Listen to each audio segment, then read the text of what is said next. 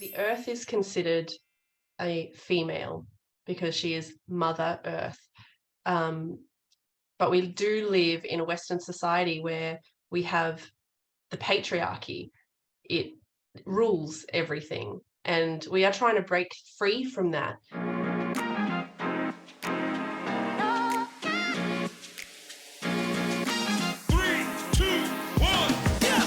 After leaving the corporate 9-to-5 grind, I became the boss of my own spiritual business, helping others explore and navigate the human experience from insight, wisdom, and lessons learned along the way. Today, I help aspiring spiritual entrepreneurs gain the confidence to share their gifts with the world. Welcome to the Happy Healing Shop podcast. I'm your host, Trang Pham Nguyen, and each week we'll dive into incredible stories of strength, resilience, and transformation. So, if you are ready for some serious breakthroughs, laughs and tears, and stories that will inspire you, you are in the right place, my friend. Let's get started. Our guest for today's episode is a beautiful friend of mine, someone who embodies the spirit of fearlessly pursuing their love and passions and being able to intertwine them together. After working over a decade in the corporate world, she found herself financially comfortable but unfulfilled. In her 30s, she made the life-changing decision to break free from the corporate grind and set her sights on an entirely new path. Embracing her artistic soul and love for the environment, she embarked on a transformative journey. Today, she uses her creative talents to express herself through her beautiful artwork while also making a positive impact on the planet as an environmental scientist in the making. Her unique perspective and fusion of art and science have become an inspiration, showcasing the power of following one's true calling. Get ready to be inspired by the resilience, determination, and passion of our extraordinary guest, Angela Whitehall. Join me as we delve into Angela's story, exploring the challenges she faced and the remarkable achievements she's made on her journey to living a life driven by purpose and creativity. Welcome to the show, Angie. Thank you for being here. I'm so excited for people to hear all about you and all about what you've learned about Mother Earth and your studies with environmental science. I've learned so much from you. So, but I do want to first start off with letting the audience know how we met. Yeah, well, we met at work when you were traveling. That's right. And it took actually a while for us to finally get to know each other because we were in a different department. And over time, we kind of kept in touch. And this year, you've been studying environmental science and your whole journey of that and getting to also spirituality as well. And Yeah. I think what's amazing is I really want you to be on the show because just to share your journey, but also the way you talk about the environment, it's very welcoming and makes it easier for people to understand and actually care for Mother Earth. So that's why I think the way you teach and explain, like I call you like the Steve Irwin of Mother Nature. That's just because of my accent. Probably, maybe. And so could we start off with just your whole entire journey? Because you originally were not thinking about doing this career field or this path.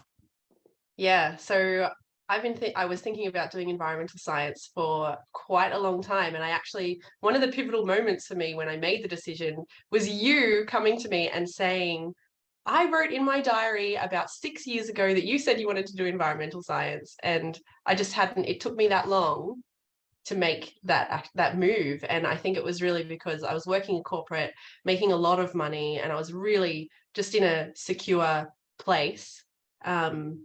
But I wasn't doing anything that I was passionate about. I was really there for the money.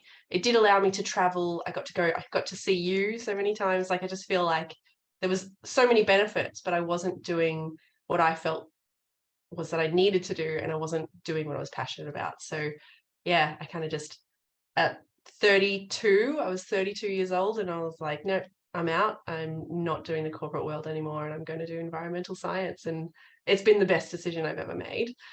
I mean, I've made so many good decisions, but this has been a really good one. And yeah, I've learned so much, and I'm just so passionate about it. And I'm really hoping. I've only got one semester left of university, and then I hope I'm out doing ecology. So I'm doing biodiversity and ecosystems. And yeah, I really hope to work helping the environment. I think it's so cool when you said, when I finish my studies, I am going to be a scientist. That's so awesome. Yeah. Yeah. I am going to be a scientist, which I think is so cool because I actually started doing a business degree while I was working full time, and I didn't enjoy it. I did 2 years of that while working full time, and it was horrific because the subjects were just so boring and there was no passion, and it was not for me. How did you know that when you decided to shift into, okay, get this, guys, she was in Sydney making, I think, six figures or close to six figures. Not quite, but Yeah, yeah. but pretty high up there.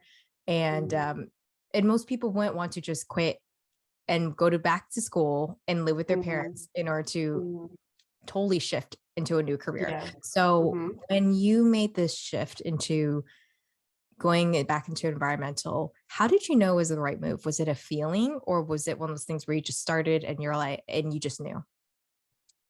Yeah, I think COVID hit, and it was that was really helpful for me because I got to stay home and really focus on building my garden. I was producing lots of food in the garden to just feed myself, obviously, and yeah, I managed to get right into plants, and I was doing a lot of creative things in all the spare time while I was at home.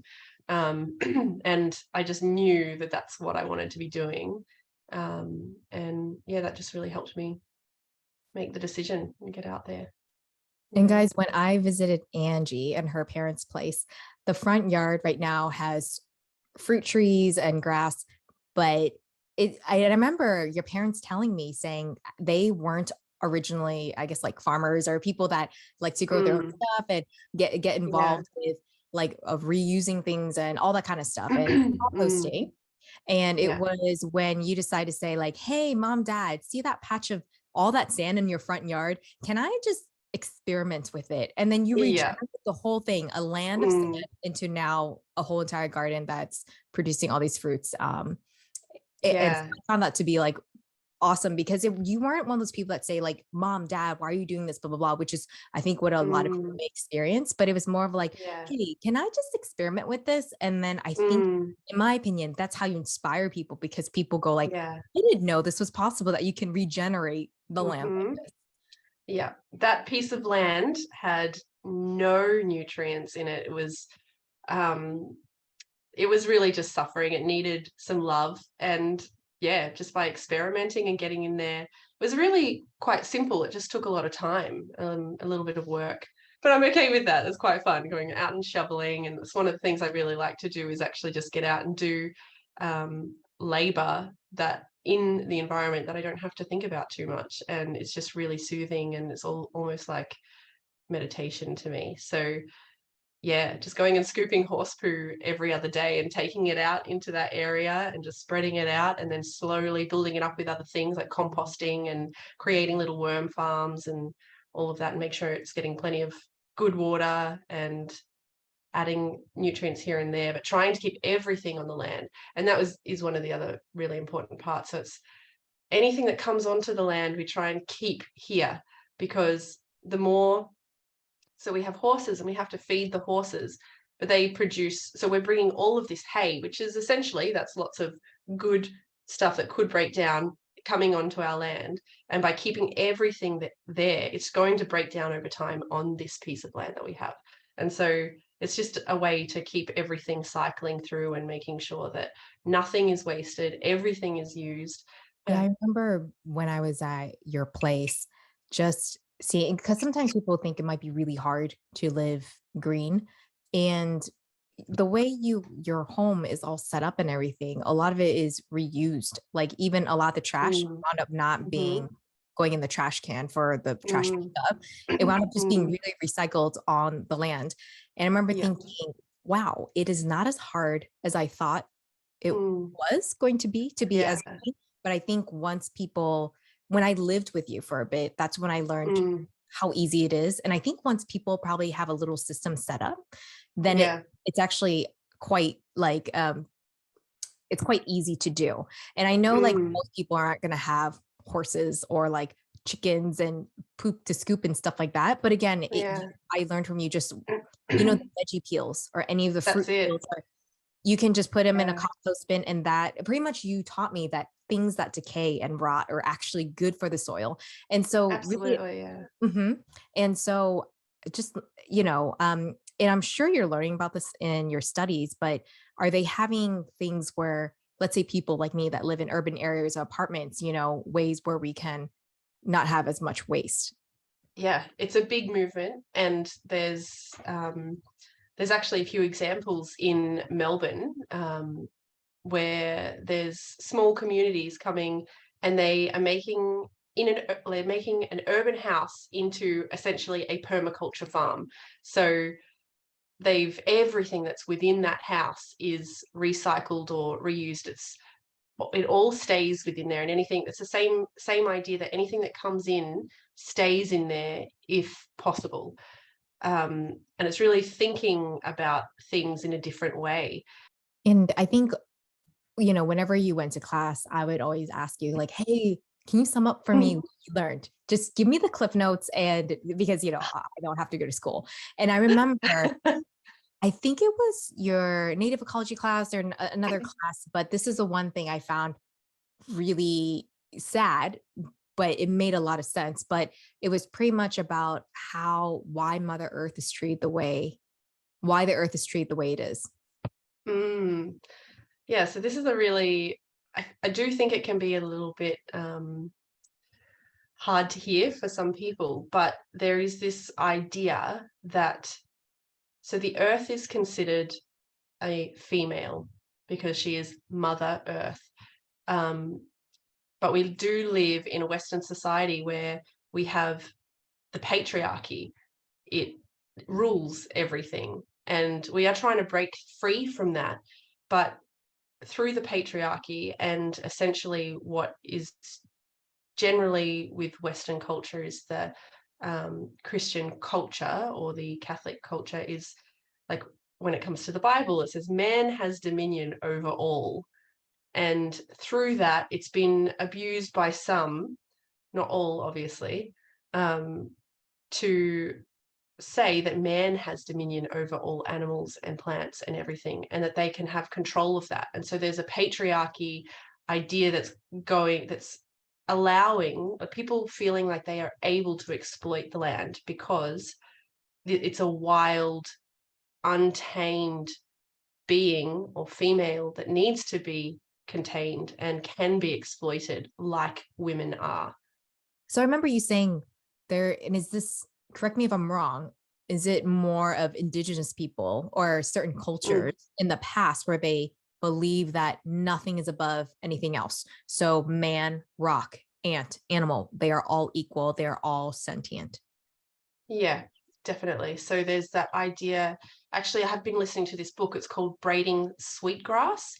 It is phenomenal. And she talks a lot about this idea that every animal, and tree and rock, they are alive in a way, and they are a being. They are someone.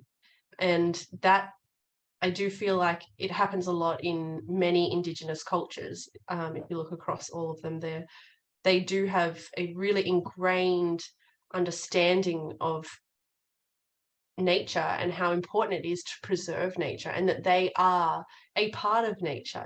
They know we are just like a tree, we are just like a cat. We move, we are alive, we grow, we die. We're all the same. And in the Australian Indigenous culture, they have Indigenous laws, and they are really about caring for the earth and making sure that there's enough for everybody to go around. And that's why, because this is like those are their most important laws, they're not exploiting the land, they're caring for the land, making sure there's enough for all the other animals as well as themselves. And you know how Mm. like there's always about the talk of the possible loss of indigenous, or in your case in Australia, it's Aboriginal culture. And I remember the time where a story where you're telling me about, I think scientists were trying to find either a cure or something with plants, and they were trying to learn all about plants, but with Western scientists, they only know about a certain thing, but natives have years, like hundreds, thousands of years of knowledge up in here that they pass on. Mm, And they're not mm, scientists, but it's all from yeah. observation growing up. Yeah, and that's what Indigenous knowledge is. It's through trial and error. That's what science is. It's, trial and error. You're going through and you're seeing what works and what doesn't work, and you're coming out with a hypothesis and a theory, and you're creating these ideas just through experimenting. And that's exactly what they've done over thousands of years, and yet it's not actually been recorded through written word, or it's been generally it's passed down through storylines. It's passed down verbally and through their wisdom keepers, their medicine women and men that pass those stories on to their children. And through eradicating these cultures, there's a loss of that scientific knowledge that they have, which is so vast, because you can imagine how many years these cultures have been living on these lands that we're on now, and how much has been lost through, for example, in Australia, the Indigenous cultures in Tasmania being massacred and completely wiped out. So there's around five Indigenous people from Tasmania that have survived. Like, it's some really, really low number, and that's horrific. You think how many herbs and plants and medicines and things that there are just in Tasmania, with all the rainforests and things that they have, but we've lost that knowledge. We have to try and find that knowledge again. Women and life producers, we're bringers of life. We have more of that nurturing, like, naturally we're more nurturing, and we want to care for things. And I think we understand, potentially we have a little bit more empathy for other creatures and the earth. And I do think by raising women up is a way that we can move away from this exploited earth and live a little bit more sustainably. And I think you said a point there with witches, for instance. Like, witches it means craft of the wise. So it's essentially just wise women working with herbs to heal people. And, there is now, through generations of how it's evolved and stuff, that you do have dark magic and witchcraft. But generally, overall, it's all about healing and working with the earth, because Like you're a medicine woman. craft. A medicine woman, exactly. And that's what a witch essentially is.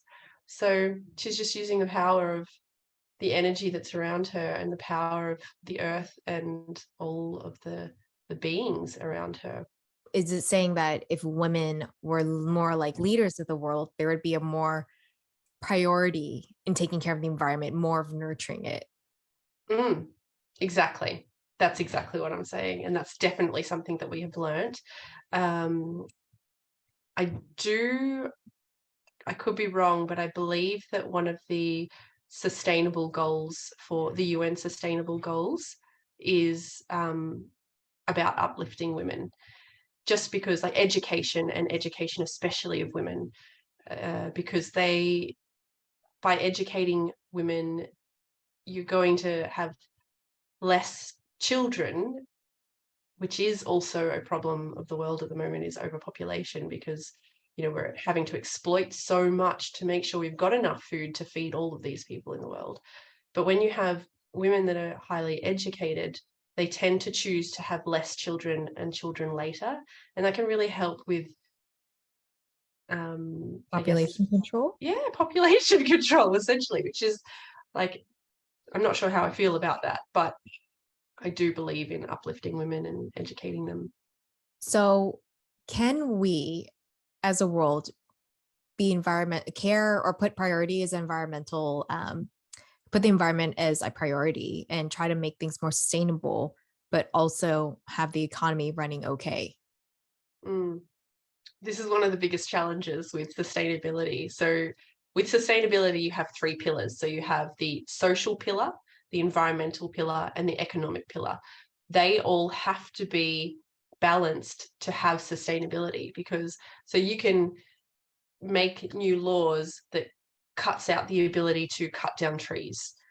But then if you can't cut down trees, it makes it a lot harder to make homes or to have firewood for people that still need wood for burning. So the social factor is really reduced because there's no well-being. And so having a balance between all of these things is really difficult, and especially the economic side of things. If that fails, I guess we see a lot that there's, in history that there's recessions and things like that that can occur. So yeah, it's difficult, but this is something that I think a lot of the students that I study with, we're all trying to come to some sort of way that we can all be sustainable but still contribute to society and still keep our well-being. So permaculture is actually one of the ideas that it's actually developed by someone in Australia. His name's David Holmgren, and he What's is permaculture? What is that exactly? permaculture. It means it's like agriculture, but it's like the permanence of things. So you know how I was talking earlier about how everything stays on the land and we reuse and like recreate. It's like a whole cycle on that piece of land, and that's what it's all about. That's what permaculture is. So the idea of permaculture is you can have a small piece of land that you can produce food, but you can also have enough food that you can provide it to society, and it also gives you community. So you're essentially working with all three pillars. So you're contributing economically, but you're also contributing to society and well-being, as well as living sustainably, because you're keeping everything in this cycle. So to me, I do believe that permaculture is a really important idea that could essentially be integrated into larger commercial agriculture in some ways, to prevent tilling, and so as soon as agriculture starts failing, we end up with food insecurity. And then through food insecurity, you have economic problems as well as social problems. So it really is. It's a whole chain reaction. And essentially I feel like it stems from, the most important part of all of this, and where permaculture is, where it really works, is in the soil. Soil, to me, is the most important thing to care for, because without soil, healthy soil, not really, hardly anything could survive. There's not much that can survive without healthy soil. So, in your course and your studies, what are some fun or interesting facts that you've learned?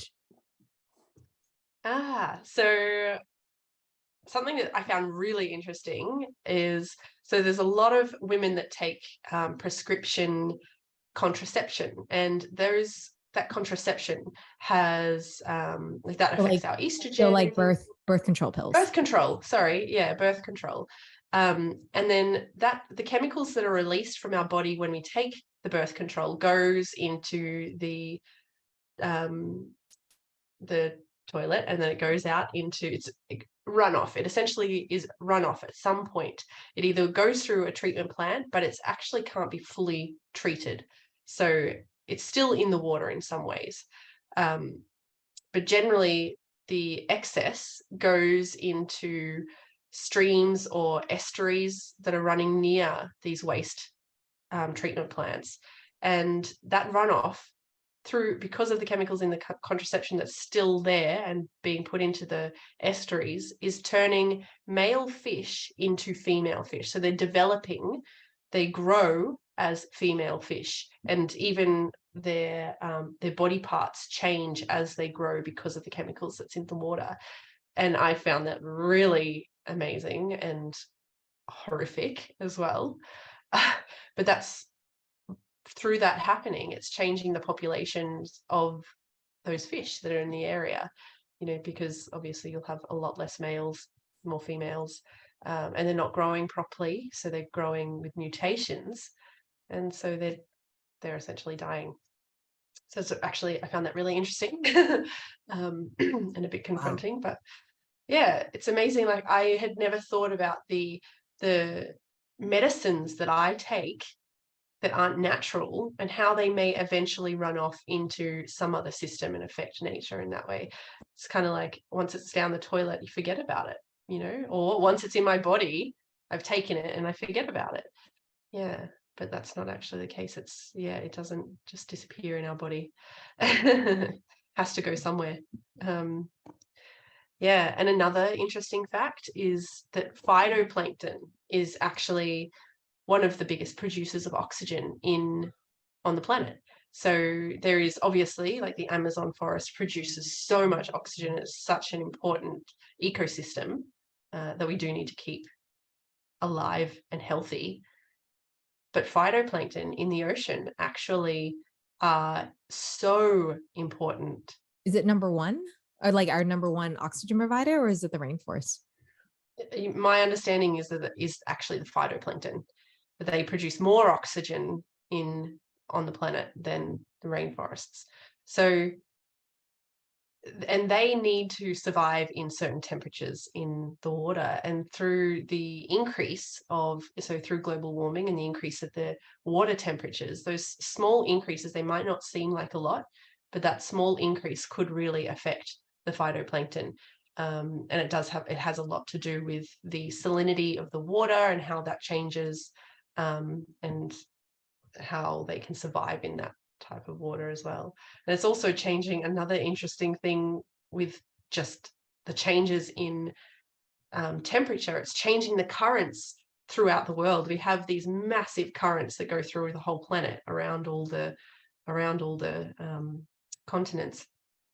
So through the currents changing, it's changing the density and the temperatures of the water and how thick the cold and the warm water is. And that also has a massive impact on the survival of a lot of animals in the ocean. So, yeah. It's kind of sad though, because I think, the ocean, if we don't see it as humans, we kind of don't care about it. Yeah.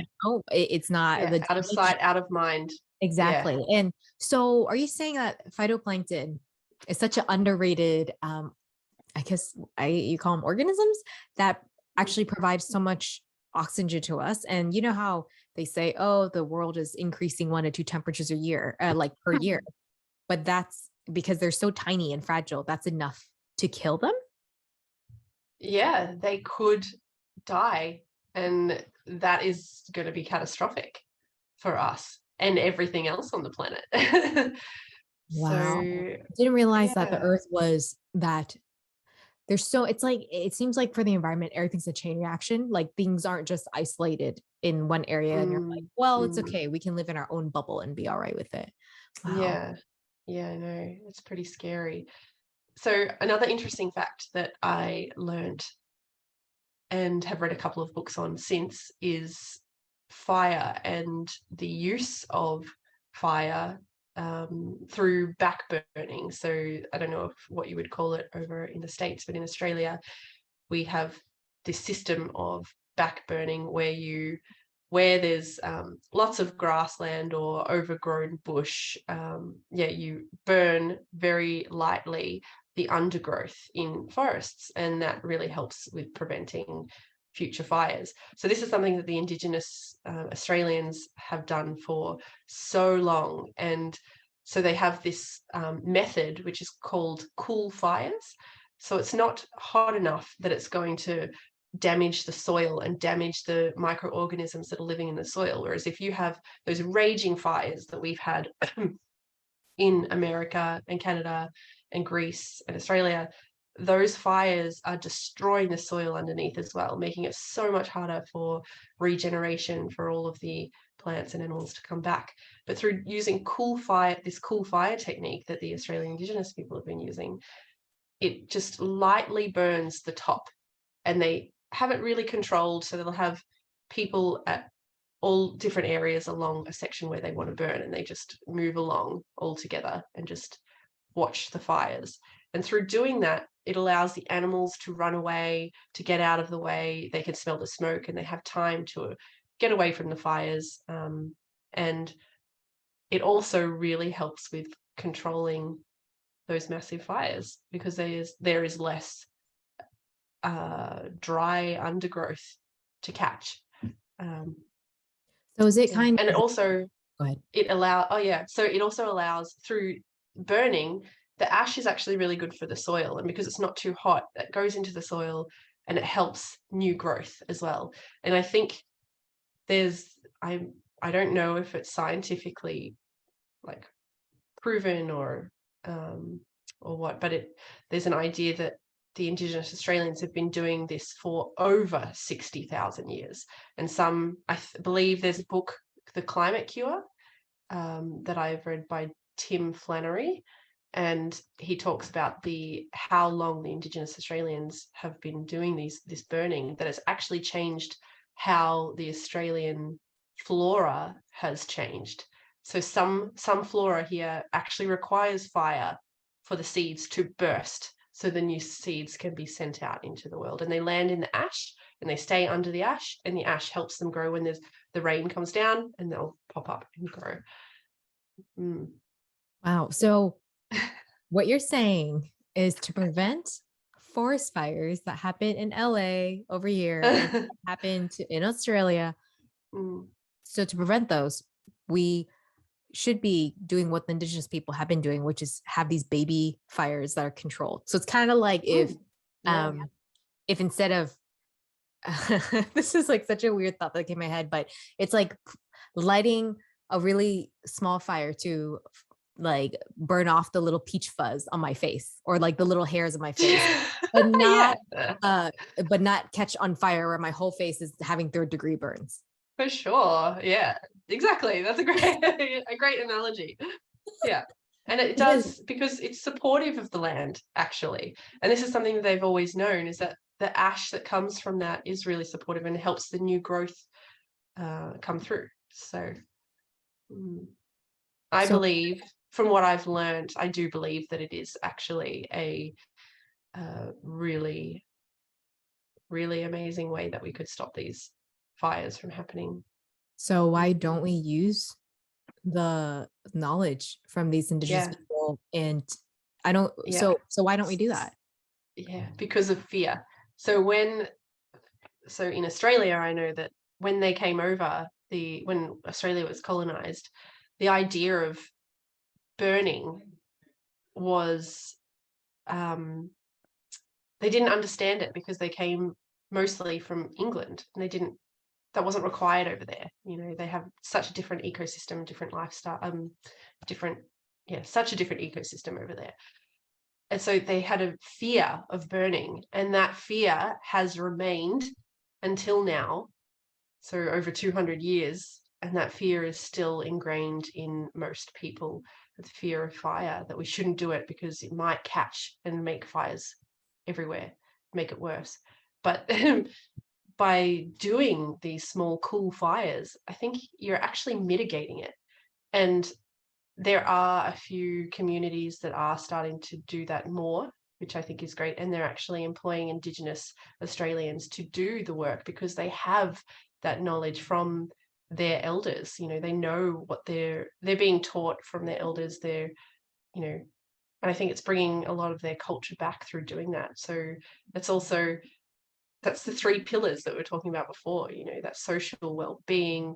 It's also going to contribute to the economy, because you're not losing houses and businesses and having to put money into saving people and use their insurance and all of that. But you're also supporting the environment. It's a sustainable method as far as I'm concerned. So do you think that money and capitalism is is like a main reason why we aren't able to progress as fast as environmentalists would like to? Like, we're not at that stage where we want to be. Yeah, money, greed, that's always been a problem with almost everything, I think. Yeah. So it's definitely a slow movement, but it is a movement that seems I've been hearing a lot more about it lately, which is really, really positive. How do you and other people who study or in this field of work not get discouraged and disheartened? Yeah, that is something that we've actually studied and we look at because there's a really fine line with everything being so catastrophic and not wanting to do anything anymore because you feel like there's no way you could make any change or you could do anything. And then there's the side of when you do something that it feels amazing and you can see the difference. So the it is really important to make sure that people are aware of the issues that are happening, because without being aware of those issues, they're not going to do anything. They need to be slightly, it's really important for people to feel concern for the environment and to feel that, okay, they know that there's something not right happening, but to also feel like maybe we could make a difference, maybe we can make a change. So not being too catastrophic about things and being like, by supporting all of the good things that can happen is really important. So if I am going to deliver a message to someone that has something to do with the environment, it's really important that I tell them all of the issues first, but then tell them what are the things that we're actually working on and the things that I know that are working, because I want them to feel like inspired. I want them to feel like they can make a change. So That there's hope. yeah, that there is hope. Humans, we're not really good at preventative care. We No, always wait until something gets awful. And we're then, reactive and not yeah. proactive. Yeah. Mm. So Mm, it's more of like, oh crap, we are literally out of gas, coal, everything. yeah. So we now really have to find out new ways to create energy instead of now, Yeah. right now we could have time to be like, okay, guys, let's like Mm, stop using gas and all that kind of stuff and try to mm, kind of get the earth back to balance. But it really seems like more like you said, reactive, where it has to get mm, really bad. And then humans go, mm, oh, maybe we should do yeah. something. And Mm, because we have no choice at that yeah. point. And that's when you were saying that's probably when a lot of these projects and these green sustainability initiatives, they probably start getting funded more because we'll probably be Yeah. desperate at that time. Yeah. Yeah, for sure. I do think that is typical of most governments, that they tend to not, they're a little bit more reactive than proactive when it comes to the environment. I'm saying a little bit, but I probably mean a lot. Yeah, and there are some governments that are making good change. For New Zealand, for instance, they have a female prime minister, which ties back to what we were saying before. And there have been laws passed. This is, I think, in 2017, laws passed for a river to have human rights. So there is essentially a person that will speak on behalf of the river and it is treated as a human being. It has human being rights because of all the damage that was happening to the river, and just with the desire to mitigate any further degradation of the river, they created this new law. So this river has those human rights, which I find absolutely amazing and kind of makes me want to cry because how beautiful. Yeah. Yeah. And also, before I forget, I want to say, how has nature inspired your art? I forgot to mention also that Angie right here, she is an artist. And so I do want to touch about that, especially because I feel like there's not a lot of families or parents that support like their own kid going to study environmental science and also trying to be an artist as well. And so just kind of like how you got inspired, how you became an artist. And also another thing I want to point out to people is that Ange is in her mid 30s. Mhm. And so it just reminds me that it doesn't matter what age where you start. Yeah, We kind of have the I sense of totally like, believe that. yeah, like in the mid 30s, most people are at a manager level or senior manager level. Mm. And yet here we are, we're not even close to that yet, or Yeah, in a starting from corporation. scratch again. Yeah. Exactly. And that's Mm. okay. And so that's why I really Yeah. want people to hear that and know that about you. And also you doing your artwork and selling it as well. And go Yeah. ahead. I'm gonna stop talking. So you Yeah, my art journey, I've been creating since I was a child. I love painting and drawing. And I've kind of done it throughout my adult life on and off a lot. So I've done lots of little commissions for people over the years, but I've never really tried to make it uh, get money from it and for it to support me. And that's something that I've made a bit of a change of more recently, like through being at uni. I just started painting again, and the paintings that I were producing are quite environmental. They're, you know, I guess landscapey sort of vibes. But I'm really trying to paint with the idea that these are landscapes that are really, really natural and raw and beautiful. That is kind of what I'm trying to create. And they're like these beautiful fields that what I see in my vision is these beautiful fields of wheat that are growing with flowers. So there's biodiversity and everything. And that's what I think should be happening in agriculture. I'm really into agriculture as well. And I do believe that we need much more biodiversity in our ecosystems, in our agriculture. So that's kind of what I think some of my paintings have been about. I am I've moved away a little bit from that, and I'm doing more animals, like birds, essentially, is what I'm focusing on now. I do love birds. So, um, yeah, I have been changing a little bit with the artwork I do. I also create quite spiritual artworks digitally. Um, yeah, but I have a desire to create really earthy, natural artworks. So I've been coming up with a few ideas and I haven't implemented them yet, but I really want it to tie into my environmental science passions and to have my art and environmental science all together, mesh it all together. And I think that's what's cool. I think a lot of times people don't know that, they do two different things, but they're not sure. And sometimes you don't have to mesh things together, but I find the fact that Mm, you are able to do so in this way mm, naturally, it just kind of came mm. about. What are some of the hardest things that you have gone through or currently going through as an artist, or even the journey of becoming an artist and selling work? Um, to begin with, it's kind of always been that my art's not very good and people wouldn't like my art anyway. So always thinking that my art isn't good enough. And there's a part of me, I'll draw things for myself and I look at it and like, I love this. Like, I just think it's so fun and I just love what I did. But I don't want to show people because I think that they won't like it or it's not good enough. But if I love it as much as I do, then why wouldn't other people love it? So this is something I've had to move past a lot and just to start just getting my artwork out there, just pushing it out because it is something that I would love to support me in the future as well as my science, like doing ecology. I want to do ecology and art. So I can have a double career basically, but I would like them to mesh together. So yeah, moving through the fear.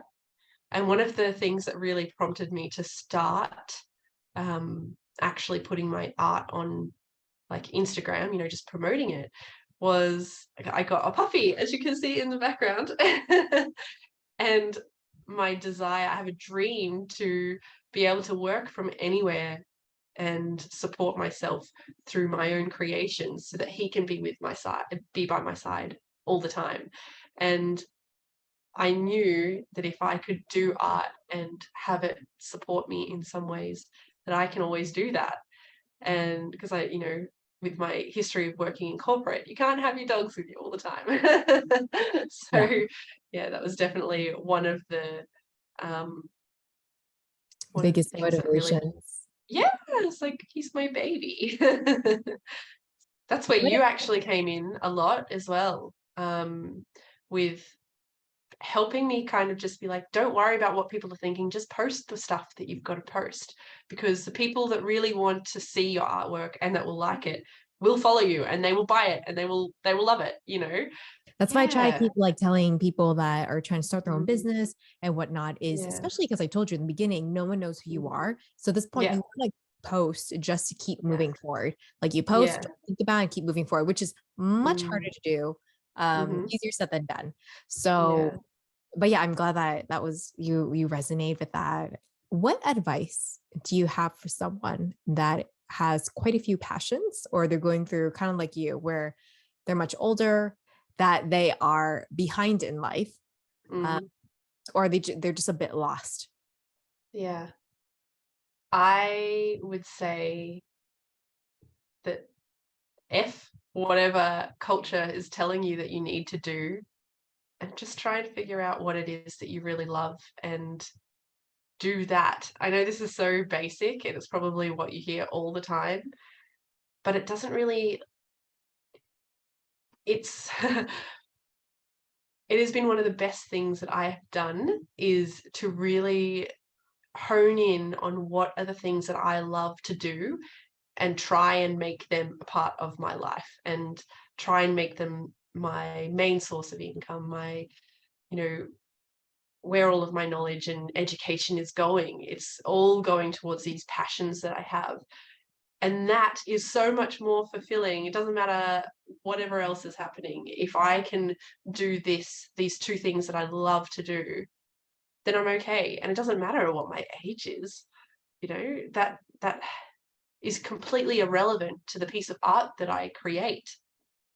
Because I've created a piece of art when I was 5 and it was loved by my parents and I enjoyed doing it. Or I can like create a piece of art now when I'm 36 and someone else loves it and they buy it and supports me, then my age doesn't matter. I've done what I love to do and I get to help other people in the process, I guess. This is another thing that I really had to overcome when I chose to leave the corporate world and go to uni, is that I thought I was too old. I kept thinking, I'm too old. I'm going to go to uni and I'm going to be too old. I know there'll be other older people there, but I still feel like I'm going to be too old. I shouldn't do it. And then as soon as I got there and I started, it was just everyone was so supportive and it wasn't as scary as I thought it was going to be. And people didn't give a shit about how old I was, you know, and I didn't care about that, how old they were, it's just we're all in it to do what we love. And the people that have gone all the way through the degree with me to this final semester, they're the ones that have that similar passion to me and they're really doing it because that's what they want to do. And so I think if you can find something that you really love and get yourself into a community of people that also love that, they will support you through it. Doesn't matter what your age is, like that's not, it doesn't matter because those people will be there to support you. So, No, that made me teary eyed. oh, It is true. It is true. Like sometimes yeah. when you find that right group, that right community, it feels Mm, very like, oh, a breath of fresh air, mm, isn't it? mm. Yeah. And that's like, I go to class and I love to speak to those people in class because they have the same mindset that I do and the same kind of beliefs that I do. So we could just talk in depth about ecology and that's just so fun and I love that I can do that now and that soon I will be able to call myself an ecologist, and that is just so amazing to me that I've been able to achieve that. Especially this is another thing, that I failed my final year of high school. I didn't study. I just cruised through doing what I had to do. But then when it came to the end of exams, I was like, I hadn't done any study and I just failed. And so I never thought that I'd be able to go to uni. And now here I am, almost completed uni with high marks in almost every course that I've done. And so that also is just another fear that I had to overcome and a limiting belief that I had that because I didn't finish high school that I wouldn't be able to do university work. And that was such a lie, because if you're passionate about something, if you love it, you can do it because you will be driven to do the work. So What about, can you tell me about that time when you were about to quit your corporate job? And did you get pushback from family? And how did you deal with that? Do think I had a little bit of concern from the family at some point that maybe it wasn't the right decision to leave a good job that's paying well to move back home. But overall, I think I was super supported and just, yeah, especially like now my parents are just so proud of me. I'm almost finished uni and they just love having me here and to support them through their permaculture that they're doing now and to support me through my environmental science. So yeah, I have been mostly supported, but even with the concerns that have come from people that I worked with, they were like, are you sure you want to do that? Because I guess going back to uni at an older age for some people is a bit like, you know, they just wouldn't even consider it themselves. So they're going to Yeah. project that onto you. Right, right. It's kind of Yeah. like you've already worked for so many years up this chain Mm, or to get to this certain financial point. yeah. So why would you want to stop that and give that away Mm, and start back from what something an 18-year-old would do? yeah. Yeah, exactly. Well, thank you for all the inspiration and advice right there. And can you tell us where people can find you and your beautiful artwork? So my artwork is mostly on my art page, which is angieelizabeth.com and Angie Elizabeth Art on Instagram. And then just all my environmental stuff is on my other Instagram, which is creating Angie Elizabeth with dots in between. Guys, make sure to check out her stuff. And thank you, Angie, for being here with us today. Of course. Thank you so much for having me. I hope this has been helpful and people can go out and spread their love for the environment as I do. I hope you were inspired by Angela's story today and know that it does not matter at what age you are to be able to go in a completely different direction in your life. If you enjoyed this episode, hit that like and subscribe button so you don't miss out on any episodes coming up. And it will help us reach more of our vibrant community.